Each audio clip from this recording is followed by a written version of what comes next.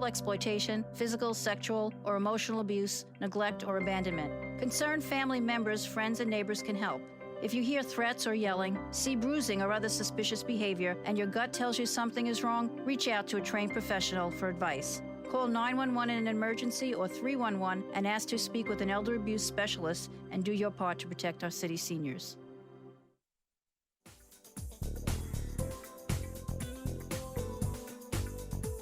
Remember, for more information about New York City government services, dial 311 or visit nyc.gov. Did you know that NYC Health and Hospitals serves 1.4 million New Yorkers? Our health system includes hospitals, neighborhood health centers, nursing homes, and post-acute care centers. We are a home care agency and a health plan, Metro Plus. Our talented and diverse workforce is uniquely able to offer high-quality and culturally responsive health care to patients and families.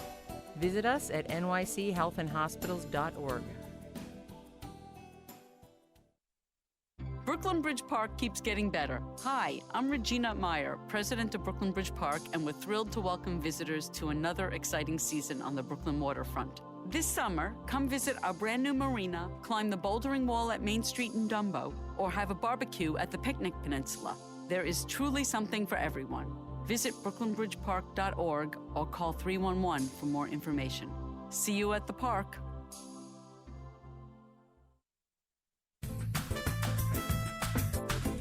Remember, for more information about New York City government services, dial 311. Hello, this is Gladys Carrion, Commissioner for the City's Administration for Children's Services. Is your teen acting out, running away from home, skipping school, using drugs? Did you know that the city's Family Assessment Program, FAP, provides support to families who are struggling with their teenagers? FAP can help you reduce conflict and connect you to family counseling, substance abuse services, crisis intervention, and other supports. For more information, call 311. Hi, I'm City Controller Scott Stringer. As the city's financial watchdog, it's my job to root out waste, fraud, and abuse in city government, and I need your help. If you know of someone ripping off the taxpayers, of city property being wasted or misused, please let me know by making an anonymous call to 212-NO-WASTE. That's 212-669-2783.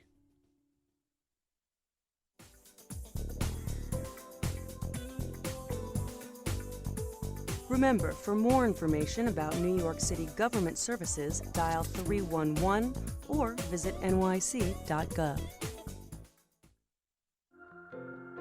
Hello, I'm Donna Corrado, Commissioner of the New York City Department for the Aging. New York Connects is a trusted place for people of all ages, regardless of income or disability, to discover ways to remain independent at home and in their communities. And if you are in need of skilled nursing care or residential placements, we're here to help. To learn more, call 311 and ask about New York Connects today. Thank you. Did you know Metro Plus Health Plan, part of NYC Health and Hospitals, is the plan of choice for 500,000 New Yorkers? For nearly a decade, Metro Plus has been the top-rated health plan in customer satisfaction. Metro Plus offers affordable health insurance coverage for New Yorkers of all incomes, including a plan with $0 to $20 monthly deductibles.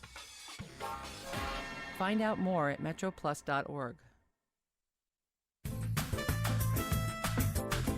Remember, for more information about New York City government services, dial 311.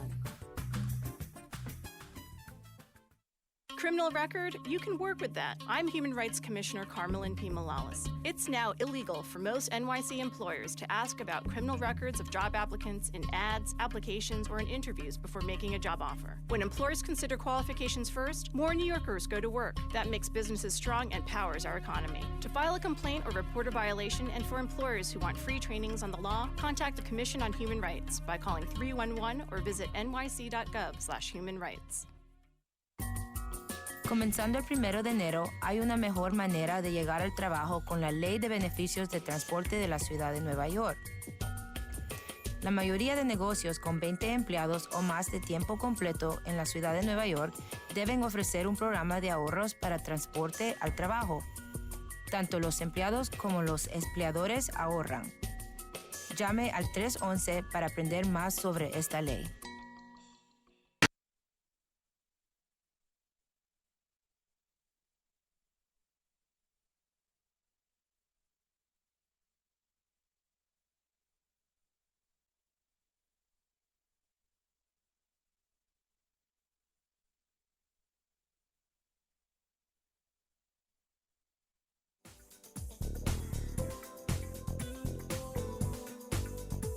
Remember, for more information about New York City government services, dial 311 or visit nyc.gov.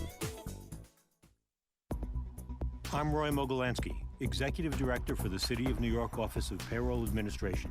Did you know city employees can save money on commuting expenses to work? When you sign up for the city's WageWorks Commuter Benefits Program, the funds for your commuting costs are set aside from your paycheck before taxes are taken out. So you pay less in taxes, up to $1,200 a year if you take mass transit, and up to $2,400 a year if parking is part of your commute. Visit getwageworks.com/NYC. Attention all New York City vendors. This is Lisette Camilo, Commissioner of the Department of Citywide Administrative Services. As of July 1st, 2016, email will be the primary way to notify vendors of available business opportunities for a request for bids and proposals. Be sure to enroll, update your business information, and include your email address in the Payee Information Portal at nyc.gov/PIP or call 311 for assistance.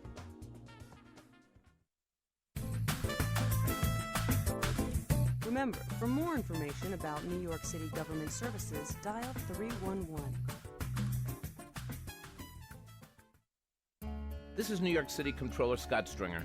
It's my job to protect the city's bottom line and ensure that every New Yorker has equal economic opportunity and access to government. My Community Action Center is here to help. If you need assistance from my office, from questions about your pension, a claim against the city, or even concerns about a possible labor law violation, call us at 212-669-3916. Hello, this is Donna Corrado, Commissioner of the New York City Department for the Aging. Elder abuse comes in many forms and may include financial exploitation, physical, sexual, or emotional abuse, neglect, or abandonment. Concerned family members, friends, and neighbors can help. If you hear threats or yelling, see bruising or other suspicious behavior, and your gut tells you something is wrong, reach out to a trained professional for advice. Call 911 in an emergency or 311 and ask to speak with an elder abuse specialist and do your part to protect our city seniors.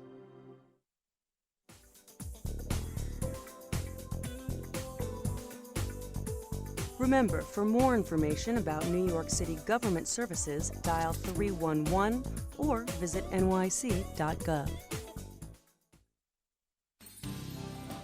Did you know that NYC Health and Hospitals serves 1.4 million New Yorkers? Our health system includes hospitals, neighborhood health centers, nursing homes, and post-acute care centers. We are a home care agency and a health plan, Metro Plus. Our talented and diverse workforce is uniquely able to offer high-quality and culturally responsive health care to patients and families. Visit us at nychealthandhospitals.org.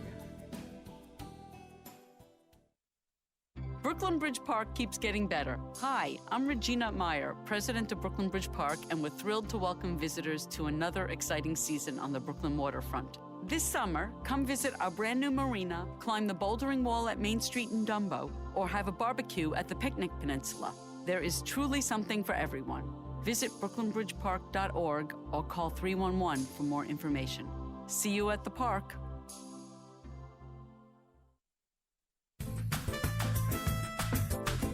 Remember, for more information about New York City government services, dial 311. Hello, this is Gladys Carrion, Commissioner for the city's... Speaking, pay attention. You ready? My name is Chellenise Thomas, and I just finished 4th grade at Brooklyn Arbor Elementary School. I am so proud of the gains that I have made and that my school has made. My teachers have helped me learn in a fun way and make clear objects clear for me. They taught me to really think about what I'm reading. We played math games and moved around the classroom in math stations. I'm always happy and dancing, and if I wasn't having a good day, my teachers would notice right away and help. I'm having lots of fun reading this summer, and I'm looking forward to going back to school. And now, please welcome Mayor de Blasio.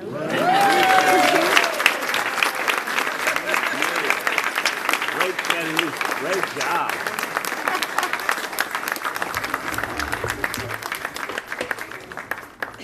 Shadnise, come over here so people can see you. Carmen, join me for a second. Come here. Everyone give this young lady a round of applause.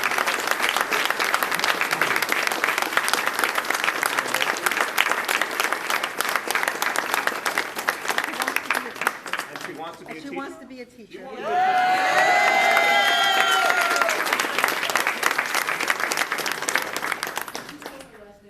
I will spell it. Shedenice. What a beautiful name. C-H-E-D-E-N-I-S. Again, C-H-E-D-E-N-I-S. Thomas is her last name. Shedenice is her first name. Thomas is her last name. I'm going to do it one more time. Okay, students, pay attention in class. Shedenice.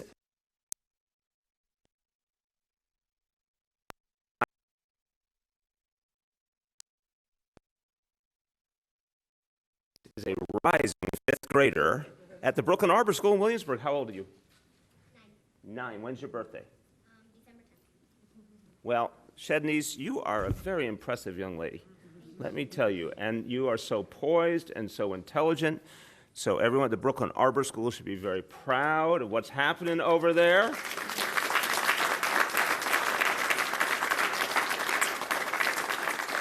Want to give credit where credit is due to the principal, Eva Irizarry. Congratulations.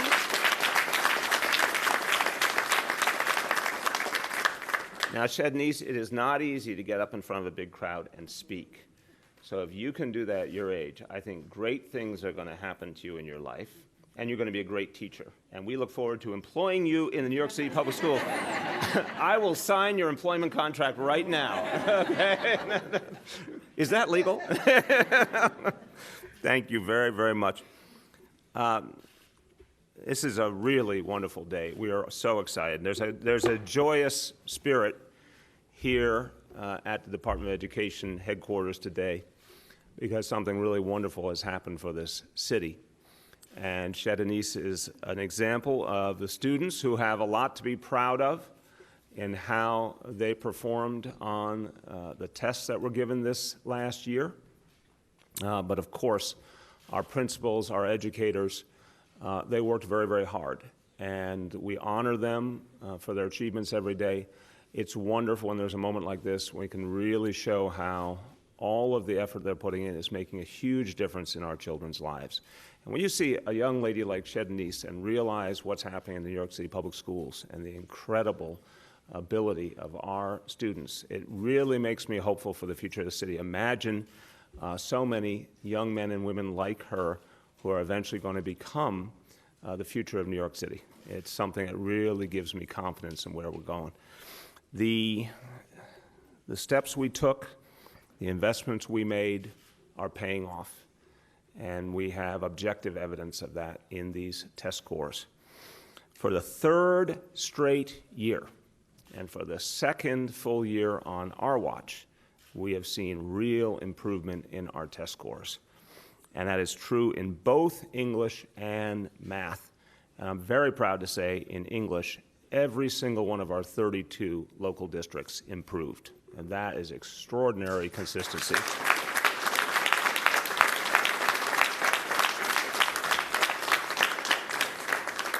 Also in English, and this is for the first time, so sometimes I get dissed for saying the word something is making history. This is literally making history because it's for the first time. New York City students closed the gap with the rest of New York State on the English exam. That has never happened before. So New York City is now doing as well as the whole rest of New York State.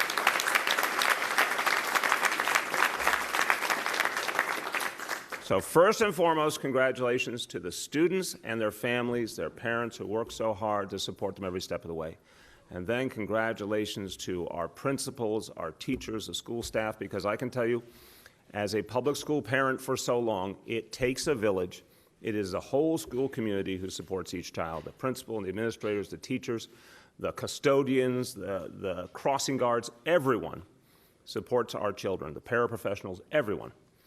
And it all adds up, and this is an example of how it's all added up. And then special credit to the woman who has led this department so capably, and her wisdom and her effectiveness is becoming clear more every single day, our Chancellor, Carmen Farina. Congratulations. You can smile.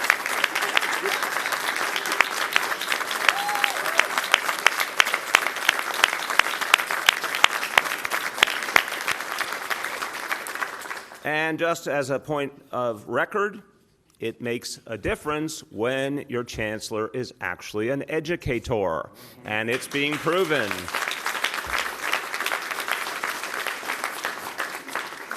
I want to thank everyone who's joined with us for this celebration. What a joyous day to be together. I want to specifically thank Richard Mantle, the Vice President for Middle Schools of the UFT. I want to thank the other principals who have joined us, all of whom have a lot to be proud of. Nancy Murillo, the principal of PS 38 in Staten Island, Gregory Jacobs, the principal of PS 155 in Queens, Christine Vaughn, the principal of the Baychester Academy in the Bronx, Esther Quinones, the principal of PS MS 50 in Manhattan, Frank Corcoran and Teresha Groves, the principals of KIPP Academy in the Bronx, and Rachel King, the principal of the Leadership Prep Ocean Hill Charter School. All of them are part of this success. Let's give them all a big round of applause.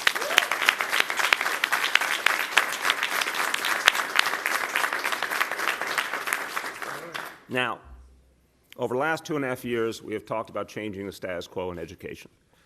I gave a speech a while back at Riverside Church. I said we have to shake the foundations. We have to do things very, very differently. And that has included a lot of different pieces. Having an educator as chancellor, focusing on early childhood education with our Pre-K for All initiative, more focus on after school, making it universal for our middle school kids. Everything that we've put into our equity and excellence agenda. All of the pieces, computer science for all, advanced placement courses in every high school, algebra for all, the most popular with all the students, algebra for all in middle school. It's good for you. You don't have to like it, it's good for you. And then all that we've done with our renewal schools and our community schools initiatives. All of these pieces are necessary and more to come. And one of the things I've talked about a lot, Carmen's talked about a lot, we're going to talk about a lot more, is the focus we're putting on second grade and third grade to once and for all get our kids reading on third grade level at the rates they should. That will frame the future of this city. So all of these pieces are about shaking the foundations. They are not business as usual. We do not accept the way things were done in the past. We do not accept the status quo. A lot is changing. And this is pure, hard evidence that these changes are working.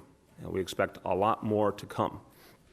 Chancellor Farina has more than I think any other idea or message that she's put forward since she became chancellor. She believes in professional development. She believes in taking our dedicated core of teachers and making them better all the time. I often say, two great leaders, Chancellor Farina, Commissioner Bratton, look at what both of them have done throughout their career. Training, training, training, training. Helping already strong professionals to become better all the time. That emphasis is just beginning to be fully felt in the school system. It's going to go a lot farther, and this is going to be one of the long-term difference makers. Now, test scores tell us one thing, but there are so many other things we look at. And one of the things we're proudest of is the fact for the first time in New York City history, graduation rates are over 70%. And again, credit to everyone in this room.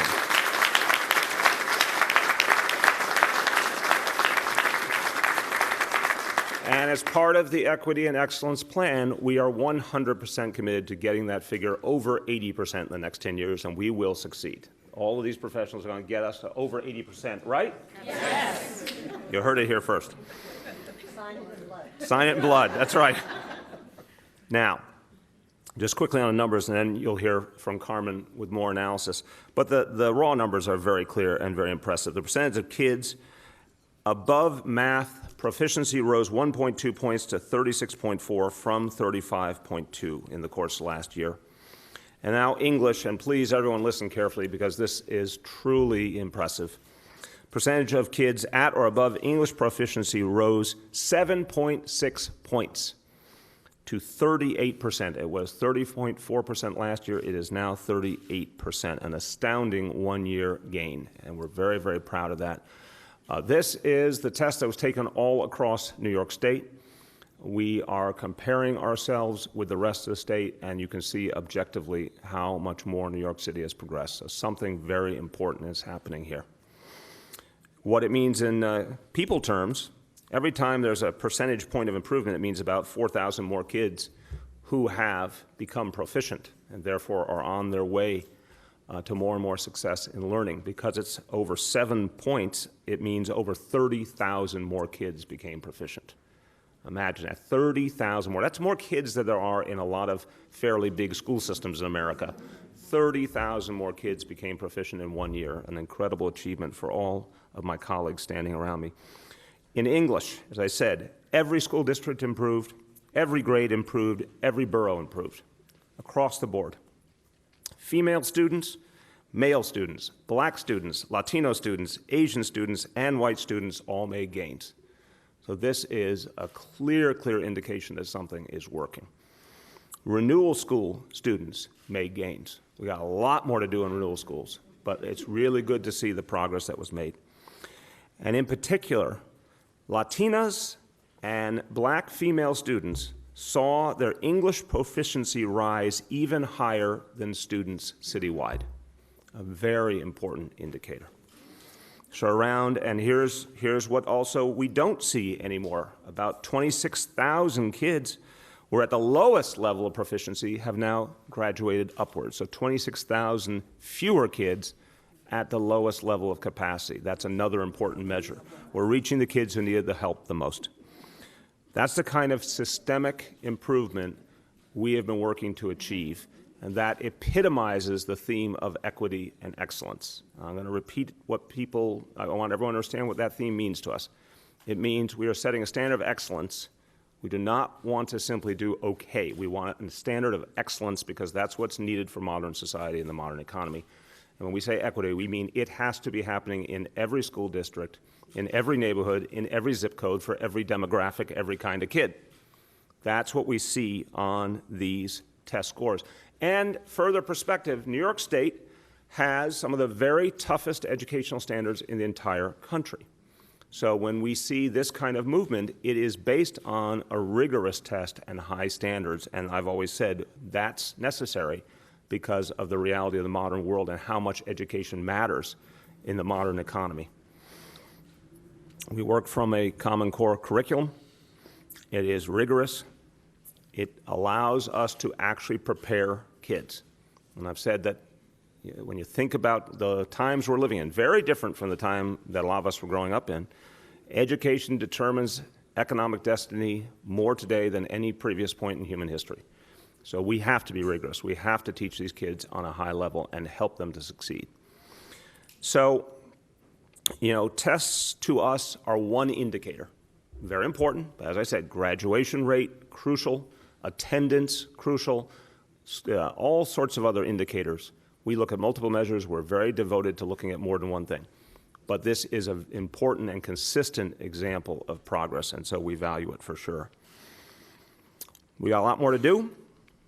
We are convinced that the equity and excellence vision is working, but we're also convinced that we have so much more to work to do school by school to make it really come alive for all of our children, all of our families, and that's what we intend to do.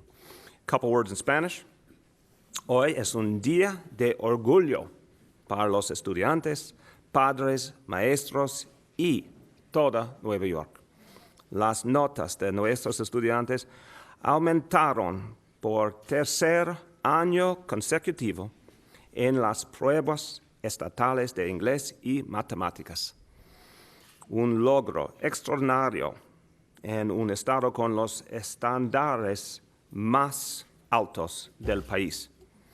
Seguimos trabajando por la equidad y excelencia de cada estudiante, cada escuela y cada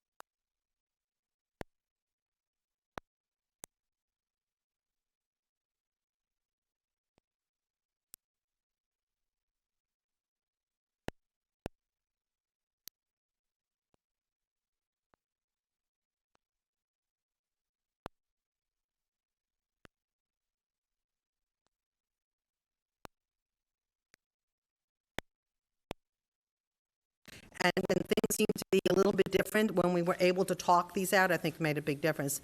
And Danny Drum, who heads our education committee, has always been a partner in this because he's a former teacher and he understands, particularly when it comes to special fundings like for MSQI, which has been a major part of the success for our middle school. So I want to thank all of them. But I really want to highlight several things that I know the mayor has already said, but I want to really put an emphasis. These superintendents and principals up here are the reason this works. We have hired superintendents that understand instruction, that are committed to accountability. They, in turn, hired principals who are also going to be held accountable, who are also going to understand that the most important thing is hiring the best teachers. And this year, we also now know in our renewal schools, more teachers are applying to come into the renewal schools than applying to go out. Major, major fact. I think also we have focused on professional development. From the minute I walked in this job, and we were able to negotiate the 80 minutes on Mondays, the 40 minutes for parents. These were really important things where we said we'll embrace Common Core, but we knew the missing piece was that the teachers really didn't know how to do it sometimes in their classrooms. All our professional guides from our professional department, independent reading, social studies, science, you name it, we made it easier for teachers to embrace the work and be able to have the support they needed. And I think that's really one of the other major reasons that this has moved as fast as it has. Several years ago, when I took this job, I kept saying the focus has to be, other than pre-K, on second grade. Guys, it works. Literacy is crucial. All students who can read on grade level by second grade are ready to do the hard work of social studies and science in third grade, right? Yes. And all of you have done the work for second grade to the degree that we now have 103 coaches ready to go in on, I met all of them this past week, to do the literacy in the pre-K to second grade. And that literacy coach is the one who's going to hold the hands of all the teachers pre-K to second grade. We know we're committed. Literacy is what you need in order to be adequate in science, social studies, everything. So that initiative has really been major. I think also it's important to keep saying over and over again that pre-K matters. Those pre-K kids that started are now kindergarten and going into first grade. There's a vast difference. For those of you who don't visit schools, take it from me. There's a difference. Is there a difference, guys? Yes. See, this is my chorus. This is my chorus. These are the people who are going to say it makes a difference. I'm very proud of the fact, and I don't want to be clear, level ones are the kids who are really having trouble deciphering language. We now have 26,000 fewer students in that bottom level. That's a major, major accomplishment. And the largest decreases were on minority students, particularly Hispanic kids and African-American kids. And to me, that's very important because when the mayor talks about equity, that's part of the equity issue, that all our students have to be able to be successful no matter what borough they're from. And one of the highlights of these test results, and it was the first thing I asked for as on page, how did every district do? And when I saw that every single district, now I've been in this business a long time, and there are always some districts that move, some that stay the same, and some that go backwards. For the first time, every single zip code moved forward. That's a real accomplishment.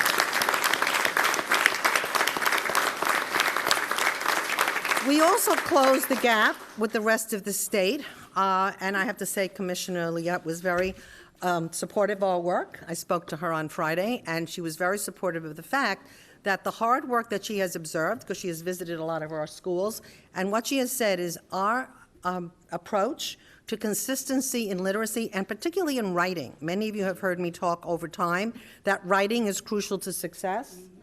You see, I'm going to take you guys everywhere with me.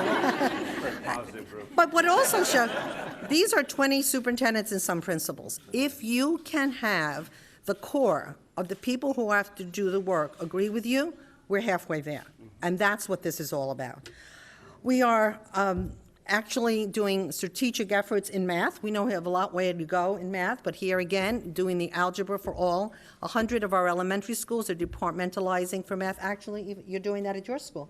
And we're looking for best practices. We don't think we have all the answers. The answers sometimes are in the practitioners, and I think that's as important. So while I champion everything we've done, and I look at the tests as assessment tools, looking back, and I took all the paperwork with me, I have more yellow highlighted things on the paper, because our thing is, okay, this is what we've done now. what do we need to do going forward? And all of you and I are going to meet on Friday to have this discussion. So what's next? And that's something that I think having an educator at the helm is really important for, because I know that no matter what we do, we have to do it systemically. We have to do it with professional development. And I also want to say a thank you to the parents of New York City. We have done more. We have done workshops for parents in every part of the city. And also, we have a very high satisfaction rate on our survey from parents, because parents are partners. And the more we help parents help their children, the more successful we're going to be. And we had an all-day parent workshop in Mandarin. We had an all-day parent workshop in Spanish. We're doing one in Bengali, I believe, in Queens. And we're going to be doing a lot more next year, because parents really also learn along with their students. And the more they know how to help their students at home, the more successful we all are. But I also want to say a few words about renewal schools, because I think that's an important part of what many of you have been buzzing about, and I want to be clear. The English proficiency, and this means kids who are now able to read at a level that can access content area work, increased at 59 out of the 63 schools. Let me say this again. 59 out of 63 schools. Superintendent's applause for that. The District 9 superintendent can't contain herself, right? And I think that's really one of the things we try to do. We don't ignore certain people. We don't say, you're not good enough, you'll never catch up. We say, we're going to give you more. We're going to give you an extra hour of school. We're going to give you community-based organizations to help with your health issues, your parent issues. That's what we do. We support. We don't name call, and we don't say you can't do it. Math increased in 40 out of the 63. And in terms of the middle schools, MSQI, I think was 88% of the middle schools, or your middle school person, major success. And so that means we now have an establishment of what works and what we can do more of going forward. So I do think that this is a day of celebration. You can't burst my bubbles, so don't even try. But I want to say, that they can try, but it's not going to happen. But the most important thing is that this is a team effort. No one does it alone. No one can make change without committing to strong work and really understanding what happens in the classroom is ultimately the most important thing. It's not our edicts. It's not state-mandated tests. It's the importance of what commitment people bring to the classrooms, how hard they work. So I really want to say thanks to the parents, the teachers, the principals, and the superintendents who have taken this on as a task and who have made it all work. So thank you. Congratulations.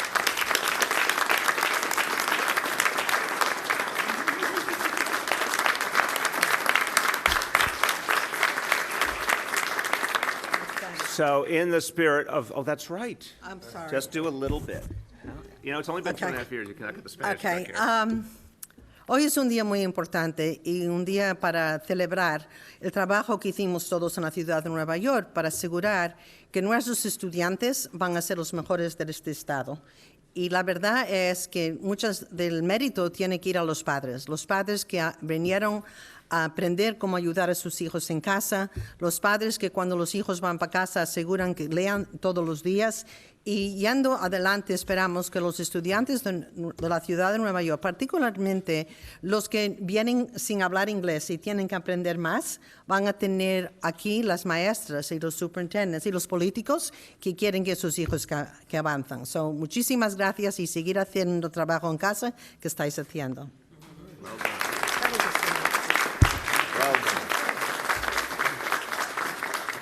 So as Carmen said, so many partnerships that brought us to this day. We really value our relationships with the unions who represent the people who do the work, and particularly honored to have the president of the Council of Supervisors and Administrators with us here today. Ernie, your members have a lot to be proud of today. Please give them my personal congratulations.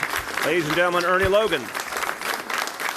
Thank you, Mr. Mayor. First, let me just say something. This has not been easy. And there are a lot of naysayers who thought that we would be able to do this in 6 months, 7 months, a year. We knew that the work was ongoing, had to have first a foundation and a goal. The mayor talked about early childhood education. We knew that that was a game changer. If we started to do really work with 4-year-olds, then we'd be able to have children ready in kindergarten and first grade.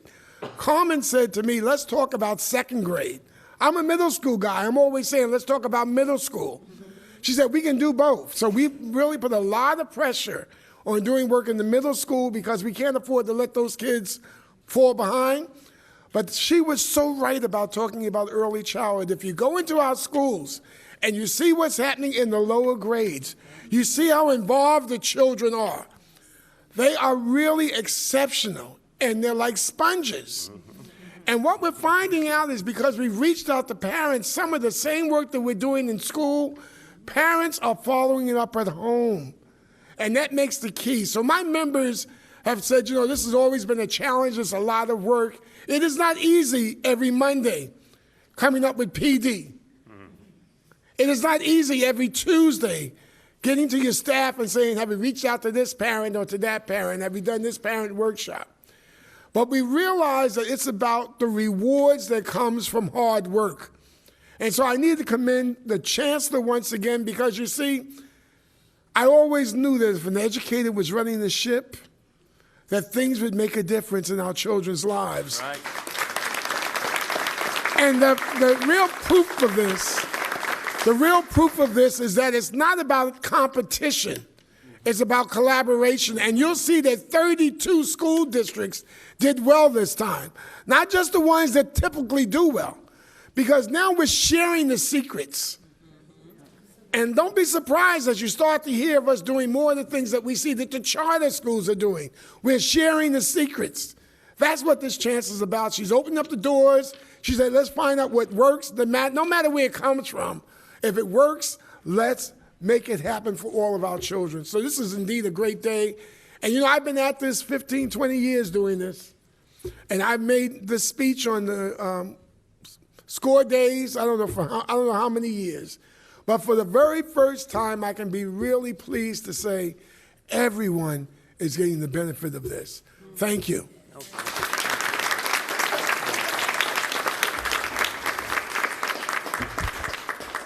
Finally, tremendous partnership with the City Council throughout the last 2.5 years in terms of the policy directions we've gone on, the budget, the whole. And we've turned to Danny Drum constantly for his insight as a former teacher and to help us set this direction. He's been a crucial partner. Chair of the Council Education Committee, Danny Drum. Thank you. Well, thank you so much, Mr. Mayor. And I want to congratulate you more, but I do want to highlight the fact that my former principal, Lillian Druck, is here.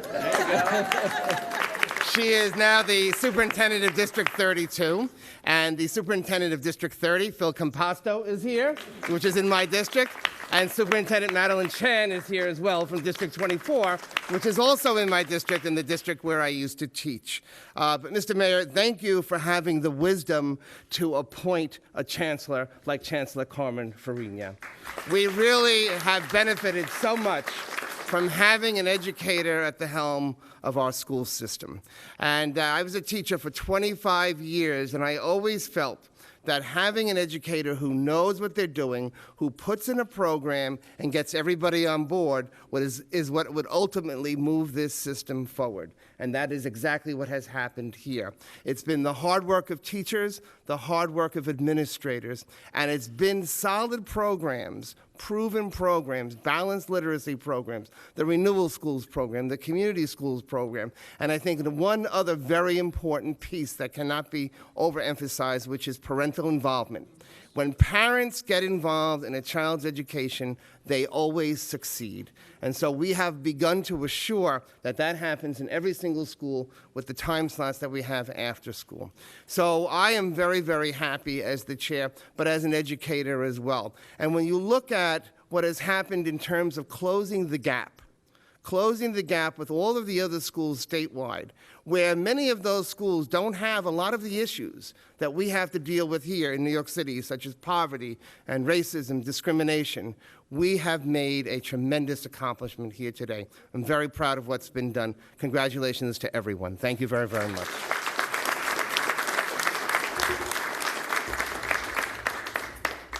Okay, we are going to do on topic first, and then we will do off-topic questions about these scores and these results. I just want to ask you a little bit about mayoral control. This is a bit of a strike on it, but I mean, the rationale that the Republicans have made for not, authorizing it for multiple years, it hasn't necessarily been based on data, not to mention that necessarily have a good alternative. I mean, do the stats alone just bear out why this is necessary and there should be a long-term extension? Absolutely. The fact that graduation rates over 70%, the fact that we've seen consistent increases in our test scores, the fact that they've increased across every one of our 32 districts. These are exactly the kinds of things you want to see from a school system, and it's working.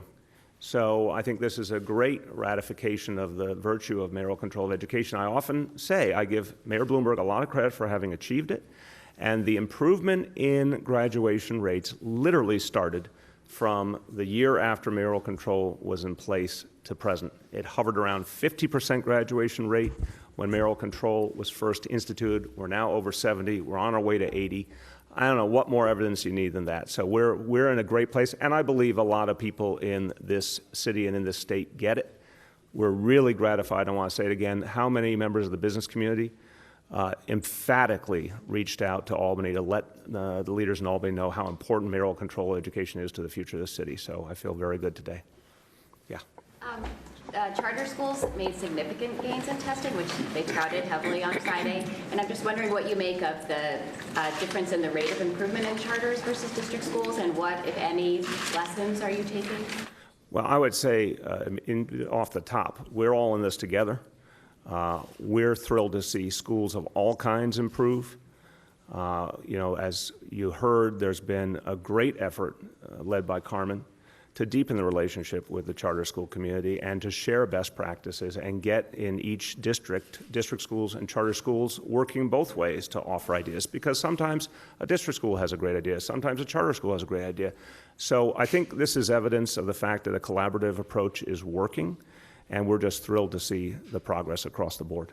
You want to add? Or? No, I was just celebration and celebration. You have to get where they can see you and hear you. Okay. I think we're celebrating everybody's success. As Ernie said, we're collaborators, and that's what we're all about. So I'm thrilled that the increases are across citywide and continue to see it. Yeah. For the renewal schools that did worse, particularly the four that did worse in English, are those schools targets for possible closure? Well, I want to be very clear, and you go back to the original speech on the renewal school program. In this next school year, it will be a time of decision.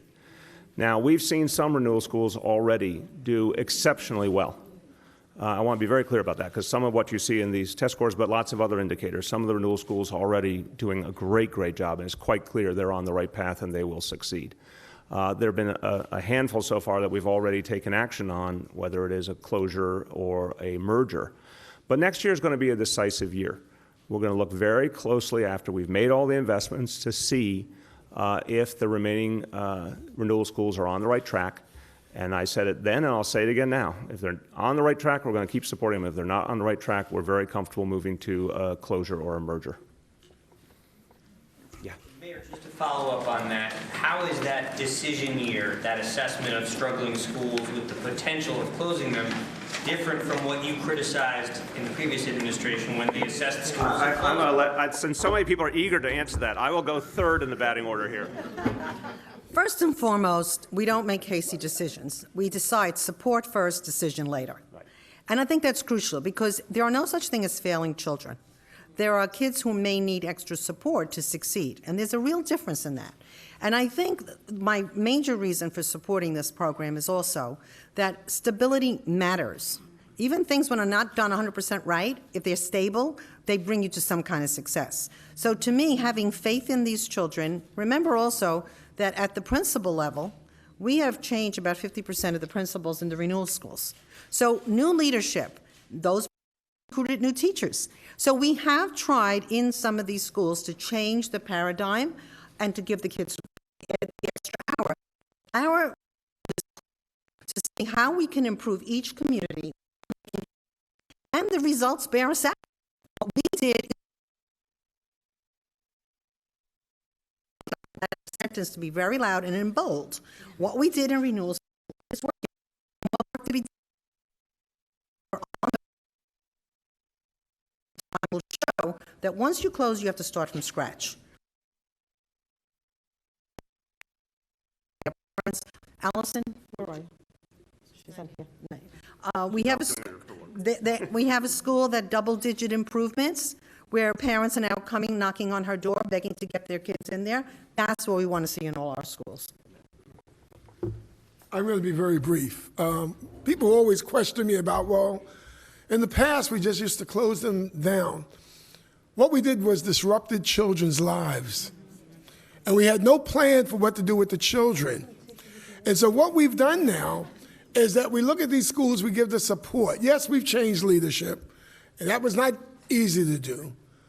But with new leadership, people realized what they needed to do going forward. But we also added supports that we didn't have before. We've made community-based organizations a central part of what happens in the school, not just as an after-school thought, but what are you doing during the day to improve attendance? How are you impacting the lives of the children and their parents? And how are you bringing this school part of the community? And I think as you give it time, because somebody thought that renewal schools were going to change in 2 years, and I keep telling people, change takes time. But you will see the progress. No, you're not going to see enormous progress right away, but you will see that we're on the same track, the right track. And it's not about throwing them out all over and starting fresh. It's about what do you have there that you build on and that you improve. Okay, let me now add strong views all around. The previous approach was close schools first, ask questions later. And I heard from so many parents how destructive that was. Ernie's point is crucial. Huge collateral damage in terms of what it did to the kids left behind. The kids who are in a school that limped its way out of existence for 1 year, 2 years, 3 years. The kids who are left to try and find some other alternative, whether it worked or not. It was just not the right way to do things. On top of which, the question wasn't asked, what is the essential problem with the school and what can we do to fix it? Because I think sometimes there's a misnomer that, oh, here's this school and it kind of falls from the sky and it's a good school or it's a bad school, quote unquote. No, it is systemic realities. Many of these schools and communities with a lot of poverty, with a lot of challenges, obviously a lot of kids learning English. The problems underlying the school's lack of success were quite evident. You don't say, oh, let me just close that school and push the problem somewhere else and not go to the essential realities. So what do we do differently? This is what I think hasn't necessarily gotten the focus. More professional development for those teachers. In some cases, new leadership at the top with the principal. In many cases, new teachers, including master and model teachers who brought a veteran presence to the school. Every renewal school became a community school. So they got mental health, physical health programs, much more involvement from the surrounding community. They got an extra period of instruction. They got after school guaranteed for all the kids. These are huge changes that, Ernie's right, that doesn't mean a perfect transformation will happen in the first year or two, but in terms of the things you would want to bring any school up, and to make this point about the comparison with the state kind of segues in here nicely. Let's face it, we all have an image in our mind of what those suburban schools that got everything have, right? They have all the amenities and all the extras and all. We're trying to bring to the renewal schools that have suffered the most some of the advantages of more privileged school systems, some of the things that will actually level the playing field and give those kids a chance. And this is evidence that a lot of this is working. Okay, on topic, yes. Yeah, for Mr. Logan, just in January, about 6 months ago, you said that you called the mayor's mandates a recipe for disaster and said it's become a political mess. Absolutely correct, and let me tell you why. Because they lost the focus. They started to do too many things, had too many people saying too many different things. When I spoke to the mayor about it, we got back on track. And the first thing that we did, which was critical, and I need to say this to the mayor, I know a lot of people bang him for a lot of stuff. Sometimes, yeah, we try to do too many things at one time, but I called him on it. I said, let's stop, take a pause, let's look at what's working, and let's not try to listen to what the press is saying, that this needs to happen overnight, because what you're doing now is causing confusion. Let's take this nice and slow and steady, which meant that we had to pull out some things that we were trying to do all at once. And I still have some issues, but I think that we're finally on the right track here, because that's what we're doing. I said, if we don't clean this up, we will have an absolute disaster. He listened. I got to say that. Didn't always get that before. He listened. He said, let's take a pause. Tell me what you think we need to do. And we pulled back some of those things that we were doing. So if you ask my members now, they'll tell you, they don't have everybody calling them, telling them something different to do. They get one person, their superintendent, who's the lead here, who really is the person who's the mentor, the supporter, the course correction person for running a school. Yeah, that was good. Two questions. First, can you just talk a little bit, obviously, particularly with the huge boost in English, what this allows you to do over the next year politically? I mean, does it sort of, forgive me if this is crude, but does it buy you political space and time? I know this has been a few months of criticism over the renewal program, obviously not just from the charter people. Does it sort of allow you, what does it allow you to do over the next year to have such a notable increase for the first time in several years? And secondly, the opt-out rate obviously is still quite modest compared to the state, but more kids opted out this year. What do you make of that, considering you and the chancellor have been quite explicit about the fact that you encourage parents not to opt out? Well, on opt-out, look, I think it is still a very modest number, as you say. And I think we had a good dialogue with a lot of parents who are involved in the opt-out movement. As you know, I met with some of them at City Hall. I know the chancellor's met with many of them. And I think we're working our way toward each other, because a lot of them very validly are concerned about the role of high-stakes testing.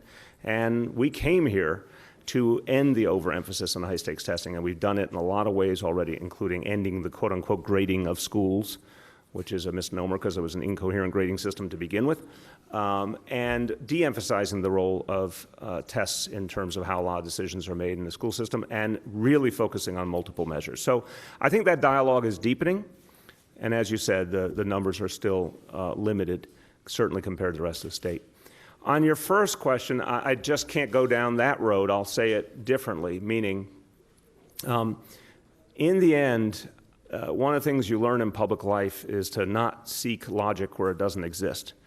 The facts on the ground are what matter.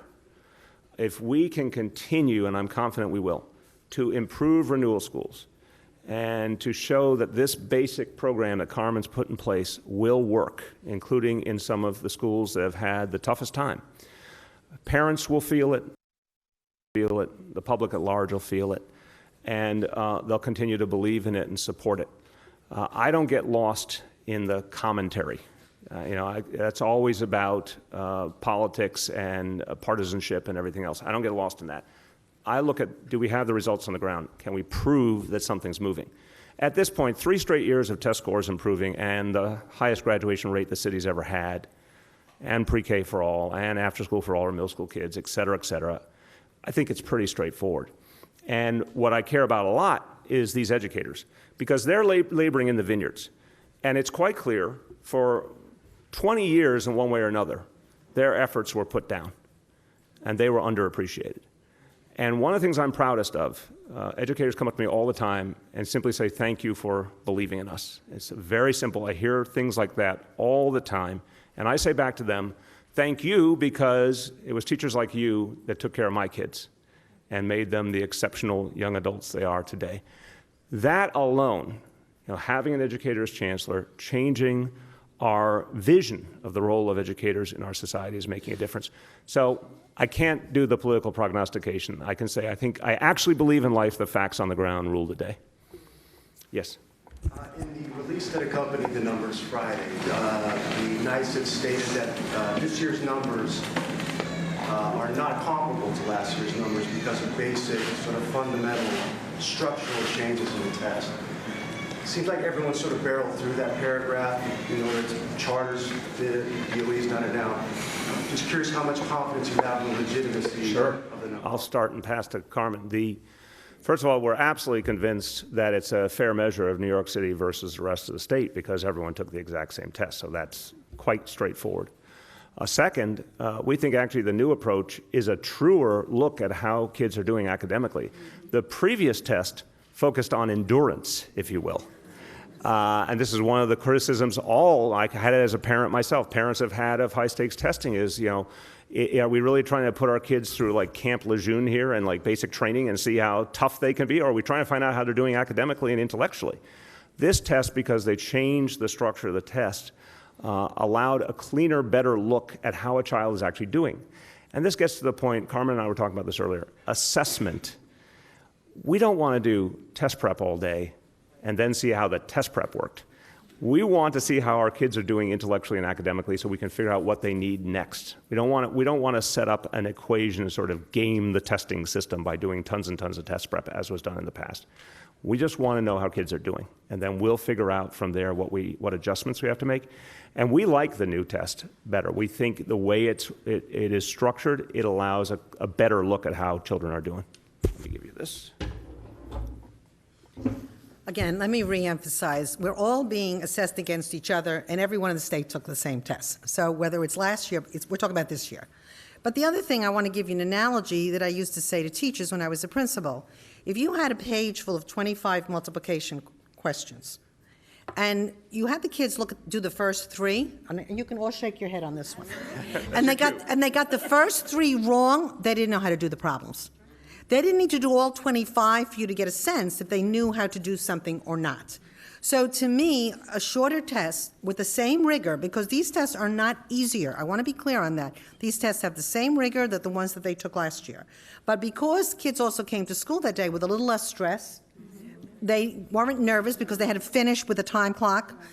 I think that may have been helpful, but the reality is having one less question on a test, having untimed, makes us really assess what kids really know and don't know, and that's part of where I see these assessments are fruitful. And again, by meeting with the superintendents on Friday, that's the questions we're going to be talking about, and how do we go to the next step. So I really feel that it's a great way going forward, and I value the fact that the commissioner made that change. Do a few more on the tests, and then we'll go to other topics. Yes? With the different tests and the improved results this year, have your feelings on Common Core improved? Do you think it is a good education model for the city? Yeah, I've always felt that. I think that the central critique of Common Core, which is felt by parents and educators all over the state, all over the country, is you can't raise standards and then not put in the foundations to allow both educators and kids to meet those standards. And that's what happened. It was like standards dropped from the sky. There wasn't the time for people to adapt to them. There wasn't the professional development. There wasn't the smart thinking about how you structure the test to actually find out what's going on versus obsessing on test prep.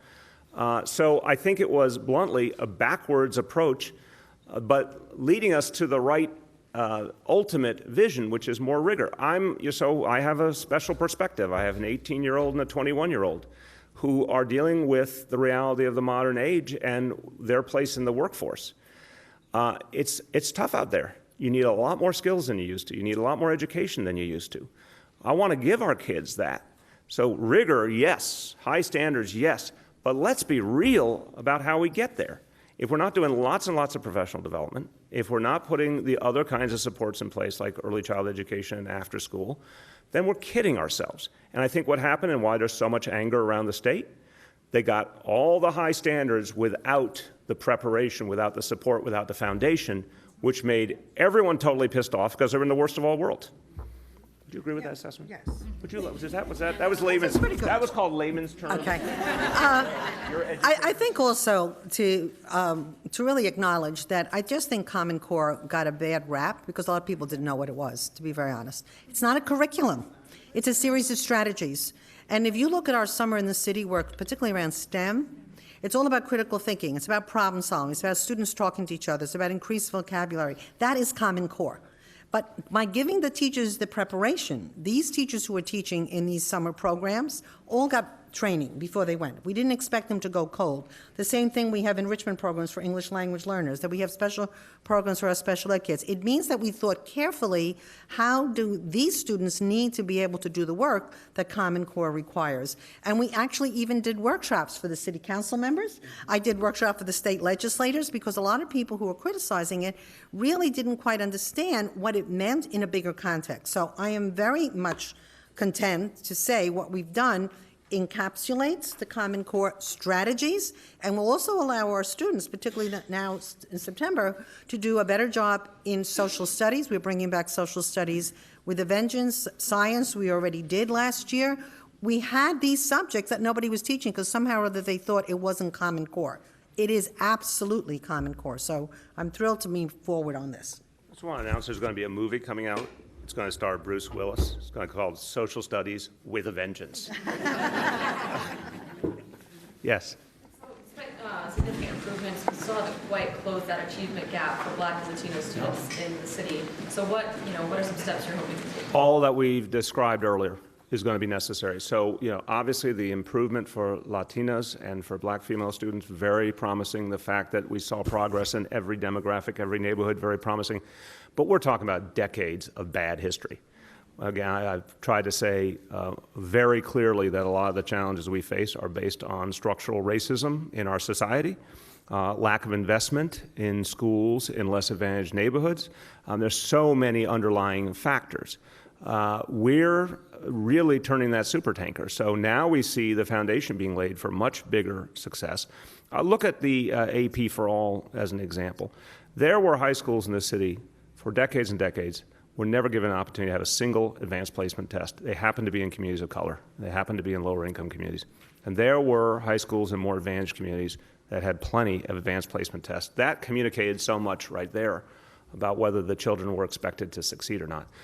By us saying that every high school in New York City will have advanced placement tests, every middle school child will be taken on college tours. Middle school, they'll be taken on college tours for free to start to acclimate them to their destiny with college. SAT tests will be given for free. Lots of things that change the paradigm.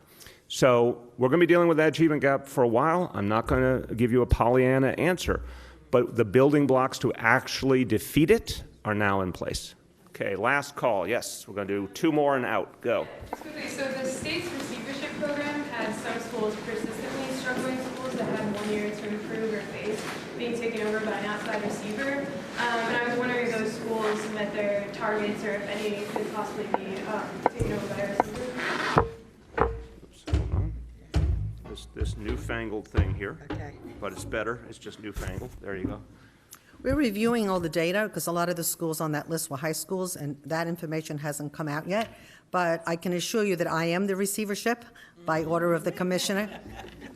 That's good, guys, right? That was a supportive clap. And I think it's really important to keep in mind that receivership simply means what are you changing versus what happened before to ensure that all students succeed. So I'm very confident that when our high school numbers come out, that we'll be having the same conversation over again. Okay, one more on this topic, then we're going to do off topic. Go ahead.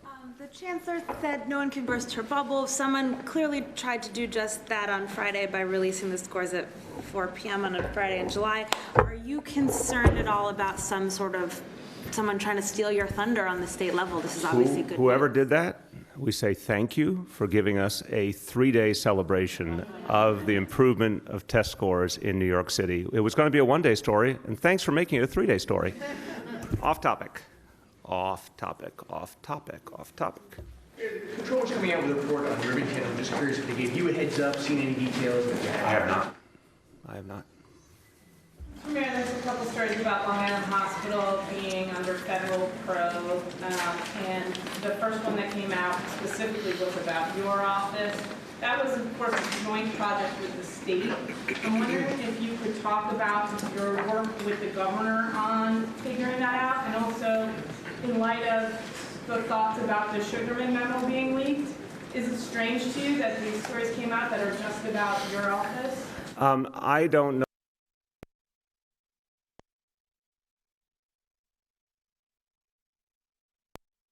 I can tell you, first of all, we're absolutely ready to cooperate in every way. We did everything appropriately there. Yes, we did work with the state because it involved SUNY, as you know. But the essence of that reality was I wanted to save health care on that location, and we did, and it's there right now.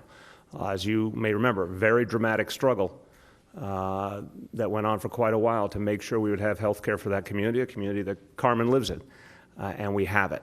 But everything that happened there was appropriate, and if anyone wants to look into it, we'll certainly work with them. Do you remember talking to the governor directly about it? That's an excellent question, because this would have been early in my term. On first blush, no, but let me check to see if I have any further memory. Along those same lines, do you regret having solicited and taken a donation from Don Peoples that was later given back and never appeared on the initial disclosure from your campaign for One New York until he raised hackles about it? Do you regret having solicited that? No, everything was done appropriately. Everything was disclosed. And as I've made clear, when we looked at Long Island College Hospital, our goal was to preserve health care there. And only a plan that would actually work at preserving health care and be financially viable was acceptable to us. Had nothing to do with whatever anyone was doing with their First Amendment rights to give donations. Please. Mr. Mayor, the controller issuing a report on Rivington raises again the findings that your own Department of Investigations found that people in your administration knew about lifting the deed restrictions on Rivington and did nothing about it. I know you've been asked this question before, but I wonder how you feel about this continued scrutiny and continued failure to accept what you say happened. On the control report, as I said, I haven't seen it, so I'm not going to comment on something I haven't seen. On the bigger situation, we've answered it, period. I didn't know about it. I would have vetoed it. We have reforms in place that will never allow it to happen again. It's as simple as that. Yeah. Also on Rivington, you'd said before that Award misled the city on that deal and the prospect of apartments being put there. And they did, yes. But the DOI report seems to contradict that. I'm very comfortable saying they misled the city, and I'm very comfortable reminding you that the Attorney General found that they attempted to mislead in 2 other instances. So I stand by that. When you say it was appropriate, what do you mean? Do you mean that it wasn't illegal? What are we talking about, my friend? Let's say Litch or let's say Rivington. Is it appropriate to ask for contributions to an entity that's doing business with the city? Yeah, look, again, we could keep having the same dialogue, so I will keep answering. Everything we did was based on the law, was based on an interpretation of the law by lawyers because we wanted to make sure we were getting things right. I'm very comfortable everything was disclosed, but most importantly, and this I think is the essential question the public always wants to know, were decisions made because of the public interest and no other factors? Absolutely. Of course, you'll remember in the case of Mr. Peebles, he had an aspiration for that site. That proved not to be the effective option, and he didn't end up getting that site. So many, many instances where you'll see over and over again, the decision was made in the public interest, and that's how we did things. Yeah, hold on. I'm already pointing there, my friend. Excuse me, there's a finger pointing at Aaron. You'll have a chance to have a finger pointing at you. Go ahead. Assemblyman Michael Blake, talking about his encounter with police this weekend, said that you had apologized to him. Can you just tell us a little bit about what you said? What I said to him, look, obviously, I think very highly of Michael Blake. He is a really fine public servant in the Assembly. He worked in the White House. I think he's done a lot of good. I want to be clear, there has to be a full investigation, and I certainly was very happy to hear his side of the story. There has to be a full investigation involving everyone who was a part of it. What I said to him is, I didn't want to see something like this happen, obviously, so I'm sorry something like this happened, but we have to reserve final judgment until there is the normal kind of process where it's investigated. Obviously, he has a CCRB complaint in. That needs to go through the process, and then we'll have a better picture. My point was just that you mentioned that everything was disclosed, but in the case of Don Peoples, that was not disclosed, and in fact, it only came to light after he said that he had given the donation. Again, there's no mention of this $20,000 that went to Don Peoples. it's just, again, it's one, we disclose every donation that we actually receive and keep. 2, he did not get that which he aspired to. And he didn't get it because his proposal had problems. And you can ask the question over and over, but I'm going to keep telling you, we set out to preserve health care at Long Island College Hospital. It was on death's door. Some of you were there. We were about to lose all health care for that community. We saved it. We did it the right way. And everything we do politically, because it's a system of laws in this country where there's a political process that continues, but bluntly, one in which most things haven't been disclosed. That's the history in this country. We are adamant about disclosure, but we'll tell you straight up, we made the decisions in the public interest, period. Yeah. Your stance changed on Long Island Hospital in your eyes, or just your job changed? Well, that's an excellent question, but you'll have to explain the question a little more. I like the sound of the question, but please explain what it means. So you were arrested protesting the closure of Long Island College Hospital. Right. Some people see some people think of you as flippant, right? That you No. supported. No, it was about economic reality. And what I knew, and I appreciate the question because it's a really good, like, what can be done and what can't be done. What worried me to death was we were right on the verge of the worst of all worlds. No health care for the community, no other positive outcomes for the community, and luxury condos. That's what we were going to get, because SUNY would have been in a position to sell off the land, and as of right, a developer could have built luxury condos. End of story. Zero for the community. I wanted the biggest, best healthcare facility we could get. But there's also a very punishing environment out there in terms of healthcare, which we're experiencing with our public hospitals, and the voluntaries are experiencing too. So the more we looked into what could be achieved and how would the actual economic realities work and the financing work, the specific healthcare site that's there now is the thing that we came to believe was realistic and viable and sustainable for the long term. There's still ongoing work being done on that site, but we expect to get other important things done for the community as well in the final development. So I think it's a perceptive question to say sometimes in life, if you're outside and then you get to come in and look under the hood, does your point of view change? Sometimes it does. In this case, the central animating reality, do not let this thing close and there be nothing for the community, that's held consistent. And the more we got into solutions, the more we became convinced that this was what could be done on that site realistically. Mayor, Donald Trump's ongoing back and forth with the Gold Star family.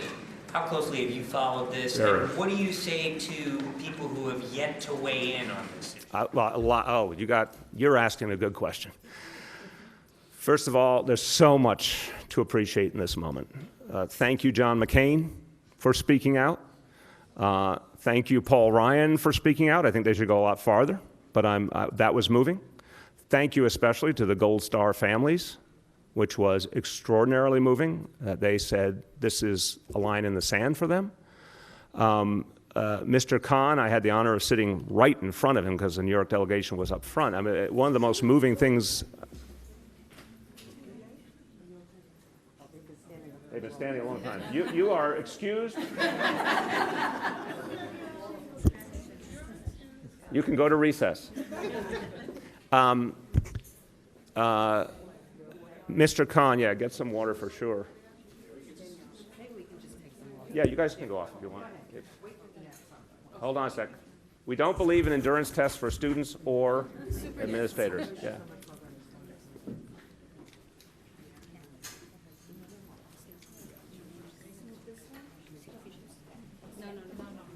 She's got good.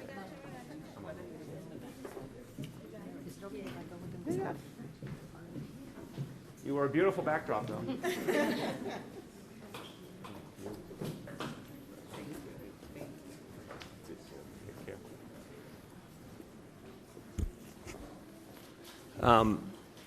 So I was sitting there. I have rarely experienced something as moving. The portrait of his son was so painful to look at because he looked like the ideal American soldier. Just happened to be Muslim. He looked like the picture of an American soldier serving his country, and the story of how he put himself in front of his unit and told them all to get back and save their lives. I mean, it's just incredibly emotional. But when Mr. Khan brought out the copy of the Constitution, it was almost like one of those moments that I heard about in my family so often, about when during the Army McCarthy hearings, Joseph Welch spoke up in like one of those moments that changes the psyche, almost breaks, the dam breaks and a truth comes through. So to have a proud American of Muslim heritage and a proud immigrant hold up a copy of the Constitution and say, Donald Trump clearly has not read this, was just kind of summarized everything. I give both Mr. and Mrs. Khan tremendous credit for everything they've done. It's taken a lot of strength. But I'll tell you, this is something Donald Trump will not come back from. It's just too much.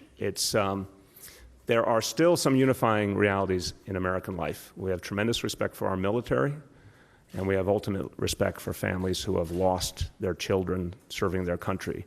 You cannot insult one of those families and get away with it in this country. So I think as we saw it, it felt moving. We didn't know it would be decisive, but I think it's going to be decisive. Yes, Marcia. If you care to comment on your decision to pay your lawyers out of your campaign funds for the runoff election, and how you plan to raise the rest of the money you may need to pay lawyers who tend to be very expensive. Yeah, you got that right. The first point is that's what the law says. So we're following the law. The second point is, we're going to have to find a way to do that, because anything involving the campaigns will be paid from the campaign side. And anything involving me personally will have to be paid outside, and we have to figure out a way to do that. Those bills are we're going to have to figure that out. I mean, those bills are starting to come in, and we're going to have to do some work to deal with that. But obviously, no public money will be spent on anything but defending people's specific work as employees of the city. Thanks, everyone.